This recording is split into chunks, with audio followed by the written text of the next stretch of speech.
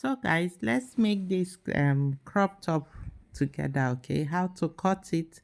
Now these are the measurements. All right, just shoulder, bust and blouse length is crop top. Okay, now the 20, there is rope under it. All right, so by the time you finish sewing, you have about 18 left. So I'm adding 10 inches to my bust measurement. You can see it's very free. Okay, so when you divide, you add your sewing allowance. Then on the shoulder I did my actual shoulder plus the where I want the sleeve of this crop top to stop. So the sleeve length is 12. Okay, so plus the 8, I have 20 in total. It's a cut together crop top. All right, cut together crop top. All right, so the total length is 20 for the shoulder plus the sleeve. We are having 20 for it. Okay, so you can see it's a free top. All right, so for you to start, you already know what we do. You fold your fabric into two. Yes, you fold your fabric into two. So this is the calculation I did. Okay, 8 plus 12. The 12 is the length, the sleeve length. So my folding will be 20 inches. All right, so meaning folded into two, you have to fold 20. When you want to fold, you fold 20 inches. Okay, so that is it. Folded into two, 20 inches. This my brown paper is folded into two. Okay, so the 8 is for the shoulder, the 12 is for the sleeve length. All right, meaning your sleeve length can be 10, your sleeve length can be 8, whichever length you want the length of your sleeve, where you want it to stop. That is what you add to your shoulder to determine what you're to mark. Okay, and have it in mind that your shoulder must not be, your total calculation must not be more than the bust measurement. So have that in mind. So I've measured it. This paper is accurately 20. Yes, folded into two, accurately 20. Okay, so after that I need to get my blouse length. All right, that is my top length where I want it to end, to stop. So I've marked it. Now I need to get a straight line, so I'm trying to make sure they are even. Okay, before taking the rule to connect them. All right, so that is our 20. Next I'll take my long rule, connect straight to each edge. All right, to make sure I have a straight line. That is it. Now having marked this, I already know where everything I'm gonna mark will end. So once I do that, I'll start from the unopened side to mark my shoulder first, which happens to be 8. Okay, then the remaining one will be my sleeve length. All right, now this style you're looking at, the front and back are the same. Like when it comes to the neckline, the front and back are the same. And another thing you need to know is this style, you either don't cut the neck, you either don't deepen it or you leave it. The only thing you need to know, you need to widen the neck width of your neck. Now let me just continue anyway. So right now I'm marking my bust. All right, where I'll mark my bust, I'm using 10. All right, from my shoulder to where I ruled right now is 10. That is my armhole depth. Your armhole depth can be 12, 9, but have it in mind it is free. It cannot be fitted. So the wider it is, the more free it is. Then after that, I marked my bust measurement. The total I got from my bust, that is what I marked here. Now you can see my waist and bust, the same thing. Okay, I got about 12 and something. So that is what I'm marking here. Okay, you can see the line I drew right now. That is the measurement. Now once you do that, you curve it.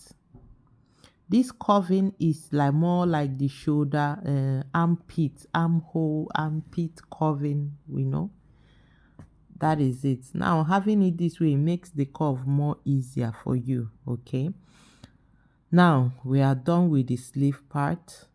Now slanting of the shoulder, you can slant it by 2 inches.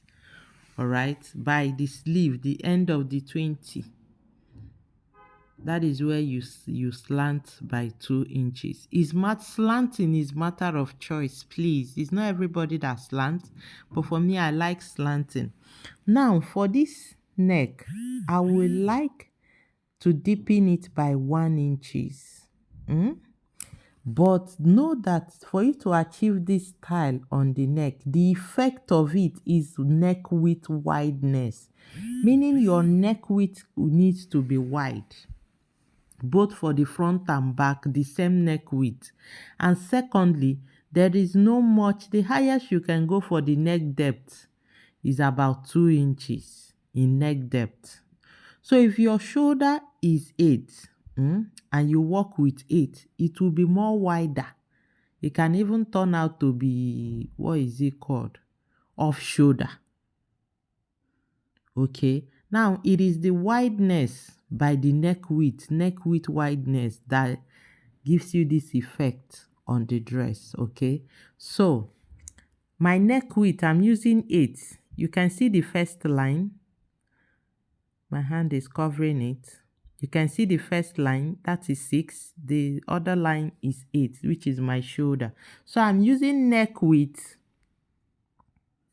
6. All right. Now yours can be 5. Yours can be 7, even that 8. Okay. Then I want to slant it down a little bit by 1 inches. This neck width, shoulder, everything about this dress is the same front and back.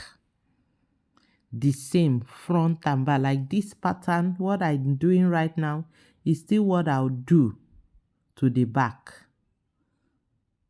Okay? Meaning there will be no difference in both of them.